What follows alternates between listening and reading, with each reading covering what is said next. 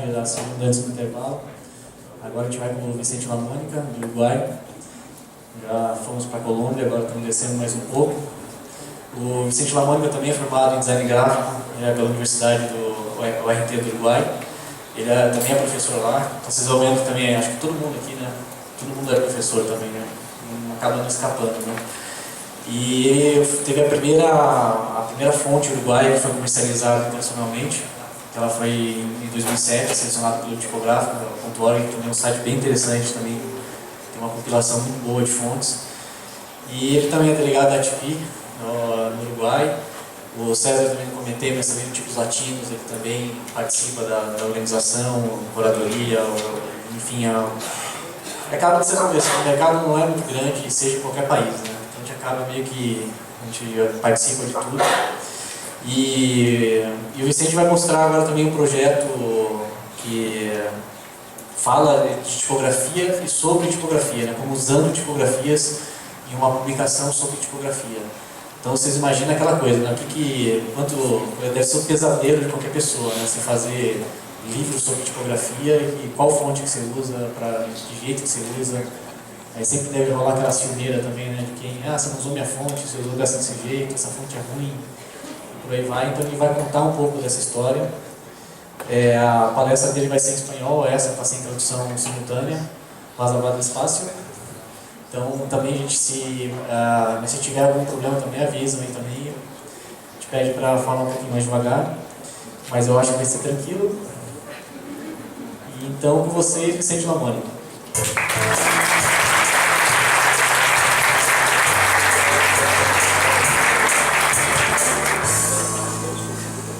Hola, bueno, gracias. No sé hablar inglés, no sé hablar portugués, por eso voy a intentar hablar en español. Si acelero demasiado, háganme alguna seña. La presentación que vamos a hacer, además de ser en español, puede ser aburrida, con lo cual todos contentos.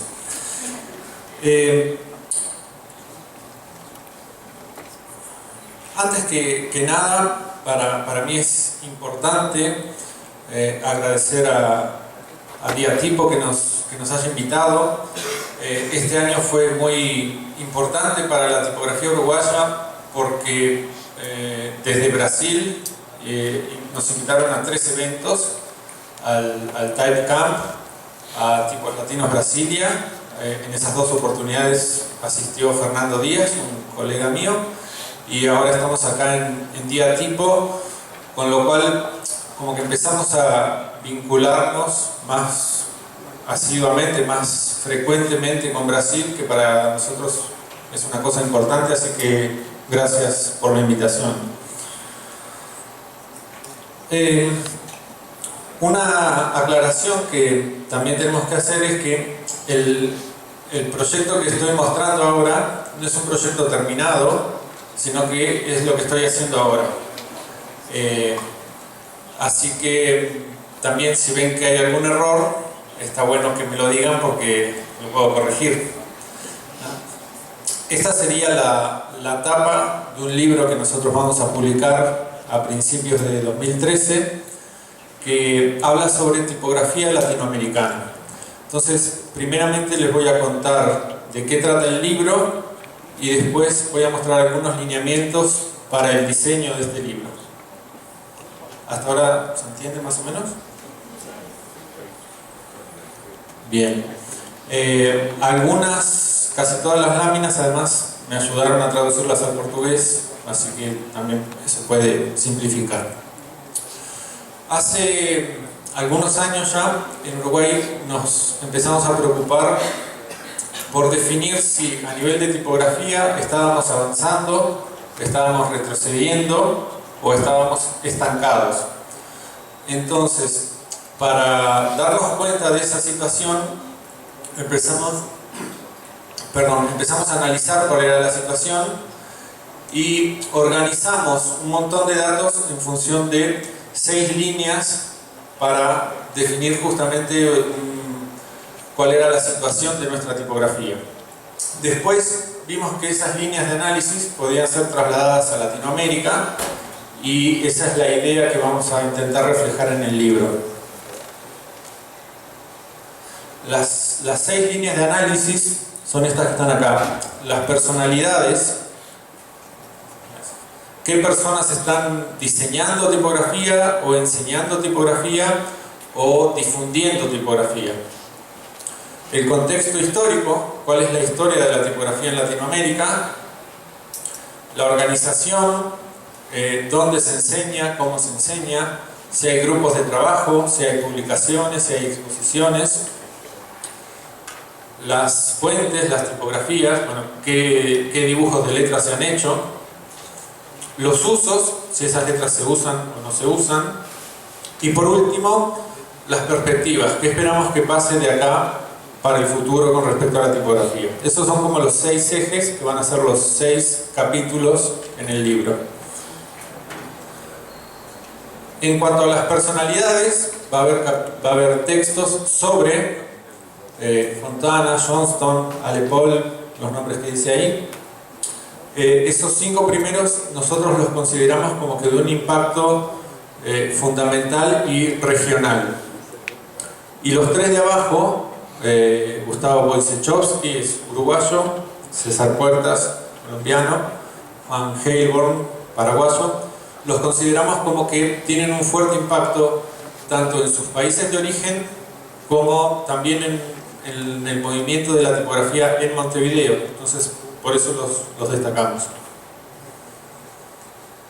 El contexto histórico analizado en el libro es el de estas ciudades y en los últimos 2 casos hay textos que analizan a nivel país, no a nivel ciudad.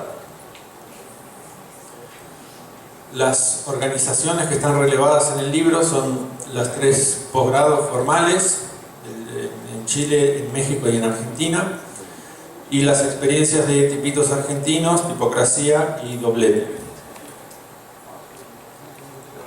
Hay un texto de Marina Chacur sobre la TIPI y Latinoamérica, hay textos sobre la Sociedad Tipográfica de Montevideo y algunas de las publicaciones que hemos tenido en Latinoamérica. Hay un texto obviamente sobre las tipografías, cuáles son las tipografías latinoamericanas que han trascendido. Hay un texto sobre cómo vendemos tipografía a los latinoamericanos. Y hay un texto final de Rubén Fontana imaginando qué cosas deberían pasar con la tipografía de aquí en adelante. Ese es el panorama de textos o de contenido que tiene el libro. A nivel de autores, hay unos cuantos.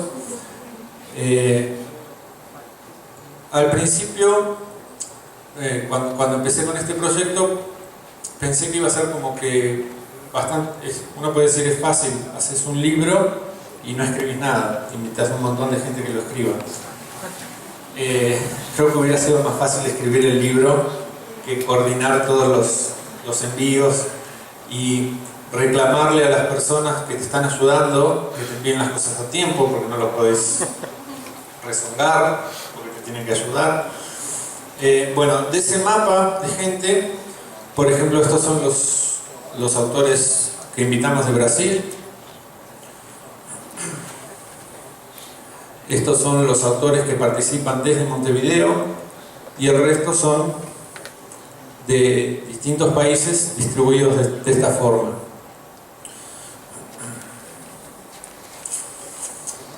Una consideración importante, este es el último párrafo de la introducción del libro, habla de que no pretendemos hacer un análisis completo y decir esto es lo que pasa en toda la tipografía de toda Latinoamérica, sino que hacemos una elección de cuáles son las cosas que nosotros percibimos o conocemos desde Montevideo. O sea, es una parte de lo que pasa en la tipografía latinoamericana. Realmente no tengo idea, por ejemplo, qué pasa en Guatemala. No conozco a nadie en Guatemala, entonces no hay un texto que hable sobre eso.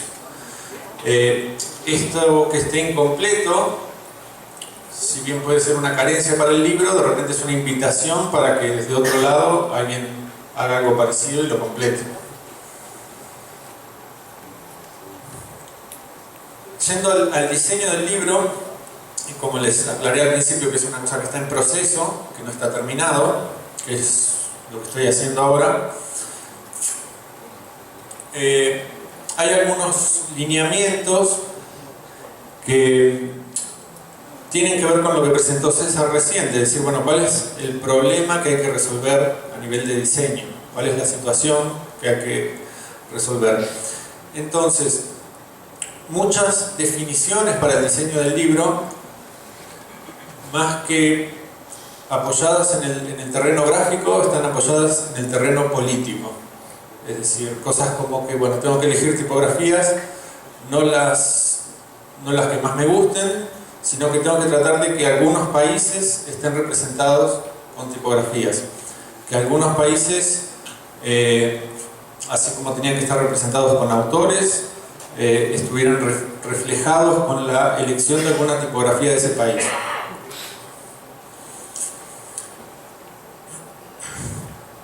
Hay varios problemas para resolver en el caso de un libro que trata sobre tipografía, que tiene una diversidad enorme de autores que vienen de distintos países, con distintos lenguajes, con distintas formas de pensar, distintas formas de escribir, distintas intenciones al momento de escribir. Eso genera que los textos sean muy distintos. Entonces, ahí a nivel de editores nos genera un problema, porque entendemos que para el lector tal vez sea mejor unificar todos los criterios a nivel de texto, que estén todos conjugados, por ejemplo, en tercera persona o en el mismo tiempo verbal, pero eso nos haría perder justamente la riqueza del libro, que es la variedad de autores. Entonces, ahí teníamos un primer punto de problema que decidimos solucionarlo, y ahí marcamos que la solución no es una solución científica, es una opción. Decidimos confiar en que va a funcionar. Es unificar el criterio de los textos como están redactados, pero por capítulo, o sea, darle una unidad, una continuidad a cada capítulo. Un segundo problema que tenemos es que como diseñadores editoriales sabemos o estamos acostumbrados a oír que la tipografía tiene que ser algo invisible. César también nombraba algo de eso recién. Y sí, tiene que ser invisible, pero me pregunto si en un libro sobre tipografía que van a consumir o leer principalmente gente vinculada a la tipografía, me pregunto si puede ser realmente invisible. Creo que todo el mundo va a ver con qué letra está hecho, qué letra se eligió. Por lo tanto, optamos por entender que la tipografía en este caso no va a ser invisible, ¿sí? Va a ser un contenido en sí mismo. Ahí eso engancha, se encadena con otro problema, que es, bueno, ¿qué tipo de letra usar? ¿Cómo escoger ese tipo de letra? Obviamente la opción clave, la opción más clara, es que sea una tipografía latinoamericana. Sería absurdo hacerla con otra tipografía. Pero no va a ser una sola. Por un lado, sería muy difícil escoger. Yo me animaría a escoger una sola tipografía si fuera de Uruguay, porque es como, bueno, un libro hecho en Uruguay que se ha hecho con una tipografía uruguaya, es como que políticamente correcto. El tema es que en Uruguay no hay ninguna tipografía todavía que pueda soportar un libro tan complejo a nivel de tantas cosas que hay que componer. Entonces no podía ser de Uruguay. Y entonces ahí sí la decisión empieza a ser más difícil. De una Argentina, una de Brasil, una de Colombia. Entonces decidimos que fueran varias, pero eso nos multiplicó el problema. Ahora en vez de elegir una, teníamos que elegir 10 o 12. O sea, multiplicamos el problema. Para elegir tipografías hay varios criterios. Hace unos años tuve la suerte de ser invitado a participar en un libro editado en España que se llamaba Tipo elige tipo. No sé si se conoce acá, ¿no? Claro, fue más como del mundo iberoamericano. En ese libro escribieron varias personas reconocidas del ambiente tipográfico. Estos son los únicos textos que están en español de la presentación. Por ejemplo, Andreu Valius, tipógrafo español, centró su texto diciendo que para elegir una tipografía hay que ver la adecuación de las formas a los contenidos. Es una relación tipografía-contenido que va a representar.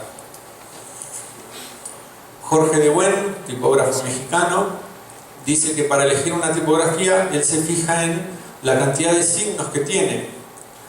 Va a elegir aquellas tipografías que tengan los signos que él va a necesitar. Si es un libro de matemáticas, necesita una fuente que además de tener todas las letras, tenga los signos matemáticos, por ejemplo.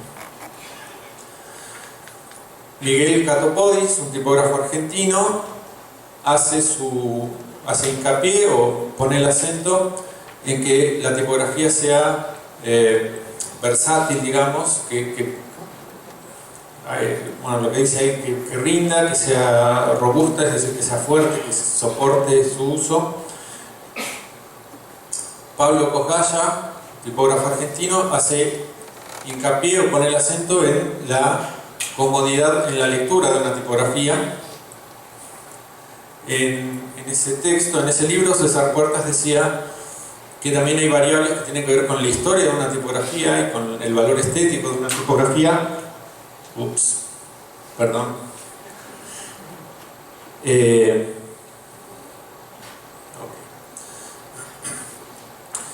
Y mi texto en ese momento,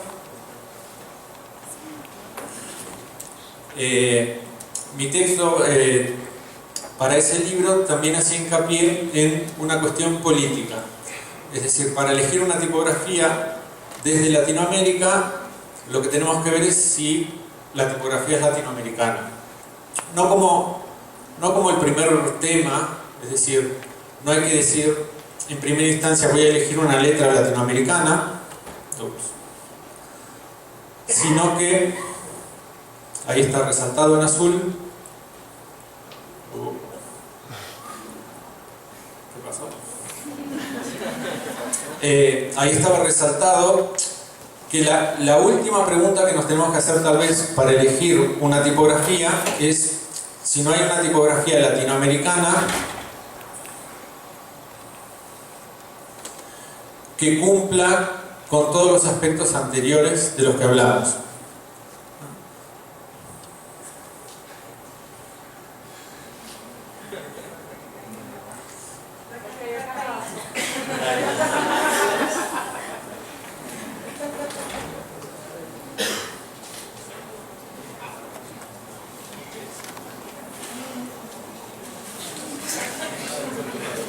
Bueno, con eso a la vista llegamos a esta opción. Utilizar varias tipografías teniendo en cuenta, además de sus características técnicas y estilísticas, tener en cuenta su lugar de procedencia, ¿sí?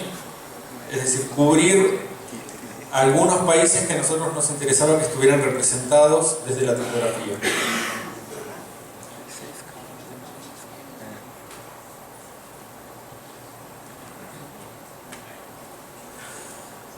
Ahora, al usar varias tipografías en un solo libro, se va a generar un problema que es la diferencia de color que hay entre las tipografías.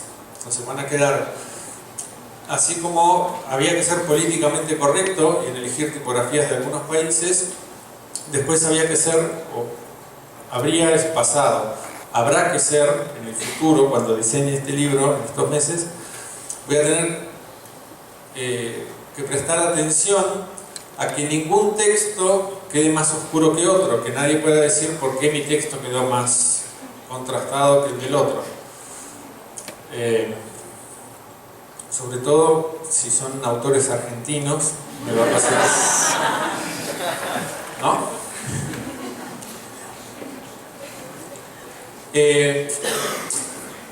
Ahora, ese problema del color de texto, nosotros sabemos que podemos jugar con algunas variables para modificar el color de un texto, pero esas variables, es decir, apretarlo o estirarlo, atentan contra la tipografía. Entonces, ¿cómo lograr variar el color de un texto sin apretarla mucho, sin estirarla mucho? Es decir, respetando el diseño original de los tipógrafos. Entonces, como regla, vamos a usar que el texto va a ser siempre alineado a la izquierda, es decir, no justificado, que no haya espacios agregados por la composición, y que no vamos a alterar el tracking, no vamos ni a condensar ni a expandir la letra, el espacio entre letras, respetando lo que los tipógrafos diseñaron. Las tipografías que en este momento están elegidas, como les dije, está en proceso, son Andralis de Rubén Fontana, Compilada de Juan Heilborn, Dossier de José de los Santos. Esta tipografía tiene un problema particular, que es una tipografía que además no está pronta, se está terminando de hacer, con lo cual voy a tener dolores de cabeza. Fénix de Fernando Díaz. Esta, por ejemplo, además es una tipografía uruguaya que además es gratuita. Legítima de César Puertas. También Buen Día de César Puertas. Como ven, políticamente nos interesa decir que César Puertas es un gran tipógrafo. Lineare de Eduardo Tuni. Quiroga, también de Fernando Díaz, uruguayo. Batúa, una tipografía chilena. Espinosa, una tipografía mexicana, también gratuita. Median, de Eduardo Tuni. Esta tipografía, por ejemplo, tiene la particularidad de que está pronta, pero no salió al mercado. Nos la ofrecieron para probar en este libro. Y Nassau, de Pablo Andrés Chagas, que está por ahí.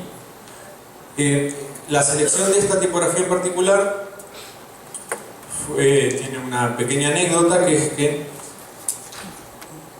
yo nunca he trabajado con tipografías de Brasil. O sea, sí conozco algunas, pero nunca las trabajé, no sé cómo funcionan. Entonces, en este punto me dije, no puede ser que no haya una tipografía de Brasil, pero no conozco ninguna.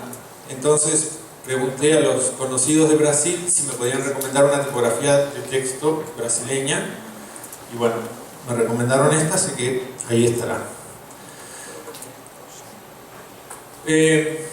Una vez que uno tiene una definición de signos tipográficos o de tipografías, me propuse, bueno, hacer algunos análisis de cómo son estas letras. En primera instancia, el tamaño y la forma de la letra. Entonces fui analizando varios signos de todas las letras juntas para ver cómo se comportaban. Cuáles son sus alturas de X. Entonces todas estas que seleccioné tienen distintas alturas de X, por ejemplo. Ahí ya preveo que va a haber un problema. Lo mismo para las ascendentes, las descendentes. Eso me da que las proporciones de todas estas letras son distintas. Trazos verticales, los grosores de estas letras también son distintos. En los trazos horizontales también hay leves diferencias. Es decir, empezar a analizar cómo son estas letras, atendiendo a lo que quería llegar al principio, que es que todas tengan un color parejo, que ninguna destaque más que otra. Entonces, empecé a analizar cuál es el color de texto que dan estas distintas tipografías. Para un cuerpo 10,5 sobre interlínea 14, empiezan a dar manchas como estas. Ahí lo que hice fue tratar de, primero visualmente, ver cuáles eran más oscuras que otras. Si uno hace el ejercicio ese de ver qué letras son más oscuras, qué letras son más claras, lo puede hacer, creo yo, bien durante los 10 o 15 primeros minutos. Después se cansa y son todas iguales. Entonces, empecé a buscar mecanismos digitales que me permitieran medir el valor de negro de una tipografía. ¿Qué porcentaje de gris, de cinza, tiene una tipografía? Entonces empecé a hacer tablas en Excel, es decir, genero una imagen JPG de alta resolución, la llevo a un programa que me permite exportar una tabla Excel con los valores de píxeles negros, grises, blancos que tiene la imagen, y con eso empecé a hacer gráficas de los valores de negro de las tipografías. Un trabajo sumamente divertido.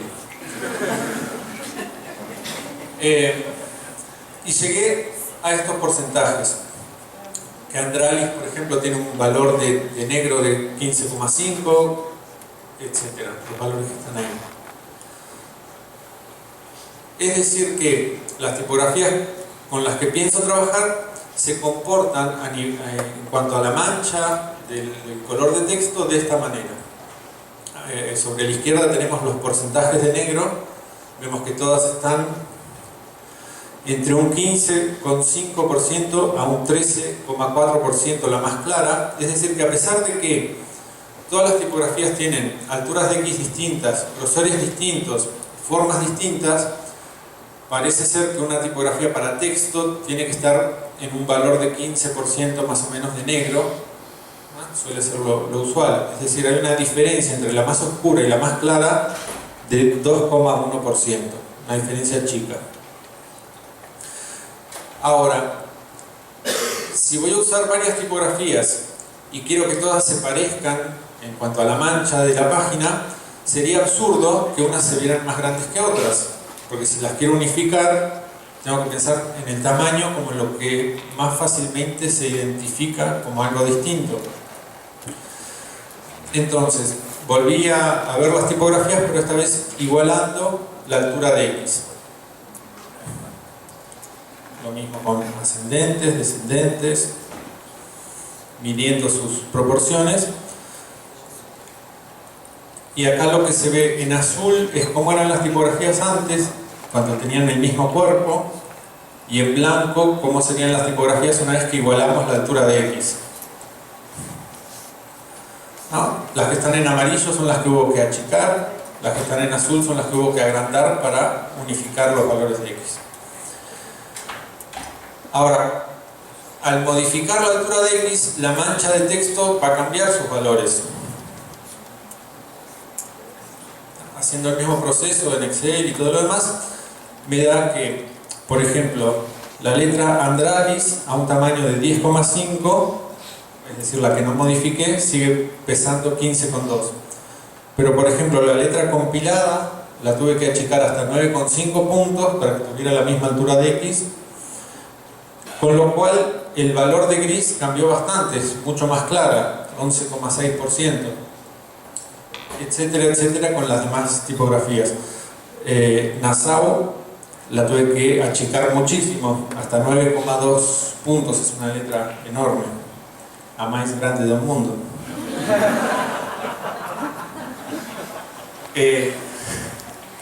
Mejor que fuera brasilera y no de otro lado. Ahora, al igualar la altura de X, la gráfica de valores de gris empieza a moverse más. La distancia entre el valor más oscuro y el más claro pasó a ser 3,6. Es decir que casi que aumentó más del 50% con respecto a las mediciones anteriores. ¿Se entiende más o menos? Bien. Esto quiere decir que una cosa que hacemos con mucha frecuencia los diseñadores cuando usamos dos tipos de letras es igualar la altura de X para que se vean iguales, ¿no? Ahora, cuando hacemos eso, estamos oscureciendo o aclarando una de las dos letras. Entonces, dejan de verse iguales de alguna manera. En negro tenemos los valores originales de negro y en cian tenemos los valores después de igualar X. Es decir, que las letras empezaron a ser más distintas una vez que igualé la altura. y empezamos a tener una franja, un movimiento que yo tengo que hacer para empezar a unificarlas. Una de las cosas que puedo modificar, creo que es la única, es el valor de interlínea, porque políticamente había definido antes que no iba a variar el track como forma de respeto a los tipógrafos. Entonces lo único que puedo variar es la interlínea. Entonces empecé a ver qué pasa cuando yo aumento cuando disminuyo la interlínea de 14 puntos a 13 puntos. Me dan unos valores de gris que hacen que la tipografía se oscurezca. Esto era con la altura de X igualada, y esto es cuando achiqué la interlínea. Lógicamente la mancha de texto se hace más oscura, se hace más o menos un 1% más oscura.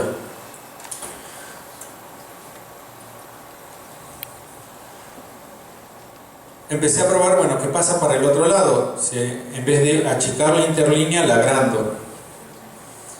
Me da los valores correspondientes, con lo cual aparece esa línea verde, con lo cual logro un margen de maniobra, es decir, puedo mover algunos valores, en este caso de interlínea, para tratar de unificar las tipografías. Esto que está ahí en gris oscuro es el margen de maniobra que yo tengo. Hay en algunos lugares de la gráfica yo podría encontrar valores uniformes de tono de negro. Ahora, hay un par de tipografías, 3 en realidad, Andralis, Compilada y Espinosa Nova, que no logran estar dentro de esos márgenes. Bueno, esas tipografías no las usaré para texto, quedarán para los títulos o para los índices o para los folios o para algo en donde no necesite generar una mancha de texto uniforme.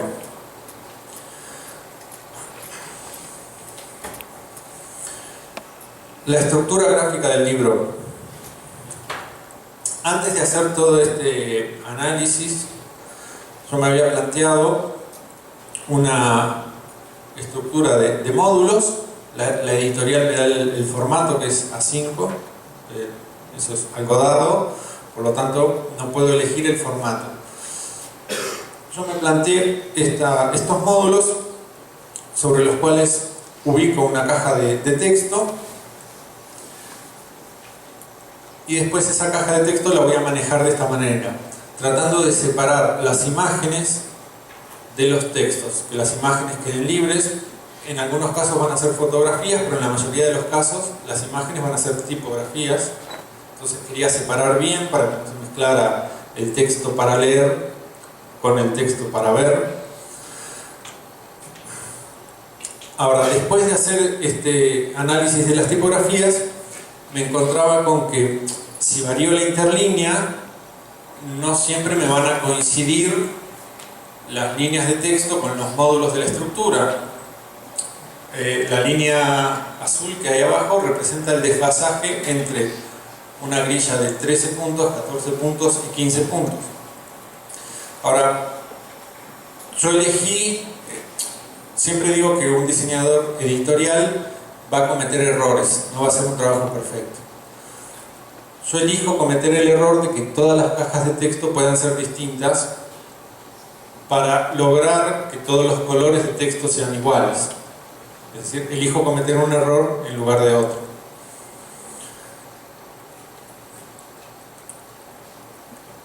Con esas gráficas empecé a ver, bueno, qué combinaciones puedo hacer. Vean que acá estoy probando una tipografía 10,6 puntos con interlínea 15 a la izquierda, en la derecha una 11,3 puntos sobre interlínea 15. Es decir, empiezo a usar valores poco frecuentes, un tanto extraños, decimales bastante... Yo nunca antes había usado 9,2 sobre 13,7, no es como la primera opción. Pero esos valores son los que yo identificaba en la gráfica que podrían comportarse igualando la mancha de texto.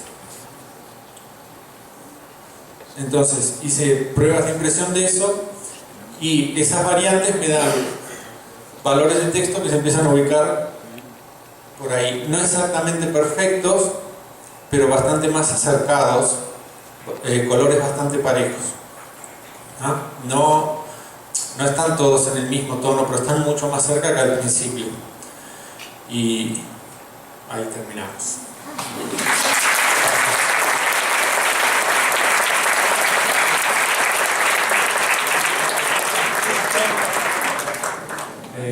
Se ve que no entendieron nada, pero eso aplaudieron.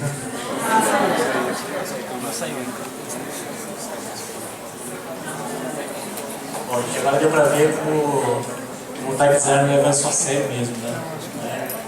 Você acha que é brincadeira, né? O que o cara fica fazendo o dia inteiro, né?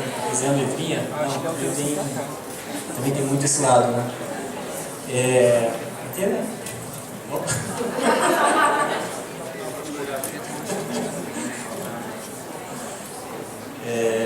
Essa na introdução, depois eu só quero comentar então uma coisa que foi curioso ver essa coisa de equalizar as fontes de... eu que estou tomando biologia agora. Essa coisa de que fontes de equalização para você ver alinhar pela altura de X, né? É uma coisa que as primeiras coisas que eu aprendi foi quando eu mexi em projeto gráfico, que geralmente você pega o projeto gráfico que existe antes, principalmente quando você não tem experiência, você começa a pegar o que existe, começa a trocar as fontes, troca a cor, troca tudo, e aí de lá você começa a desenvolver o projeto, né? E aí o que acontece? Em muitos casos você já carrega erros de não analisar a diferença de fontes. Então você pega a fonte, às vezes uma de corpo de texto que estava antes no projeto anterior era o corpo 9, a nova tem que ser o corpo 11. Então às vezes por conta dessas questões, né, de equalizar a altura de X e tudo mais, né?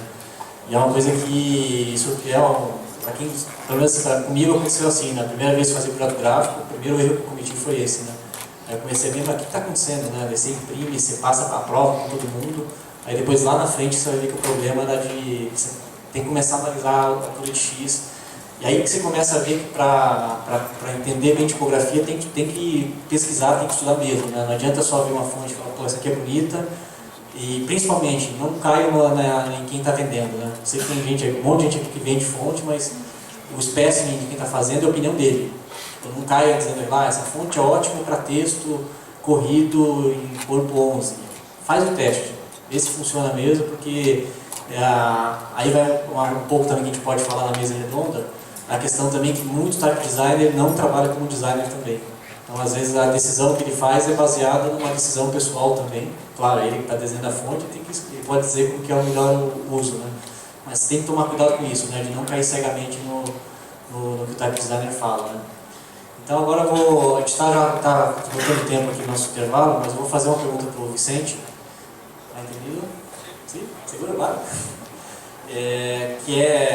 Eu vou perguntar em português, se entender, você vai fazer o pagamento. Que é se você só viu uma tipografia brasileira, né, no projeto do livro. Mas eu queria saber se você consegue ver uma diferença por questão da língua, por não ser espanhol, se o Brasil tem características diferentes com tipografia em relação ao resto da América Latina. Me está preguntando si el diseño de tipografías de Brasil tiene características distintas al del resto de Latinoamérica. Okay. Y uso de la tipografía también. Es como decía en la charla, la respuesta más correcta es no conozco la tipografía brasilera. Creo que ese es un problema que tenemos los uruguayos y el resto de Latinoamérica con los brasileños y los brasileños con el resto de Latinoamérica. Es como que hubiera un muro que dice acá están ustedes y acá estamos nosotros.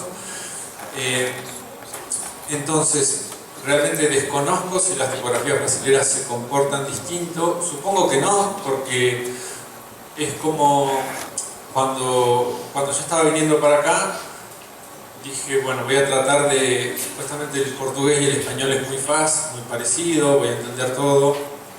Me senté en el avión, el piloto buen día, dije, ok, se entiende. Y después empezó a hablar, y no tengo idea de lo que dijo el piloto del avión. Entonces dije, no voy a entender nada. Sin embargo, cuando llegué acá, empecé a entender, creo que tenemos como un preconcepto de que no se va a entender y nos cerramos, que nos está alejando culturalmente. Entonces, por eso yo quería que hubiera textos de Brasil, que hubiera una tipografía brasileña, tal vez debería haber más por la importancia cultural de Brasil, pero también me parece correcto reconocer esa distancia que hay hoy y bueno, no se puede llenar de tipografías brasileñas porque en realidad no tenemos un contacto tan fluido como lo tenemos con otros países latinoamericanos, desde Uruguay. Ahora, el anhelo, el deseo es que si un libro como esto se hace dentro de 3 o 4 años, tenga que haber más tipografías brasileñas para reflejar un contacto más fluido. ¿Y cuándo vas a salir el libro? Y el libro, si todo sale bien, lo tengo que diseñar ahora, en lo que queda de diciembre y enero, para que se imprima a fin de febrero o marzo. Muchas gracias.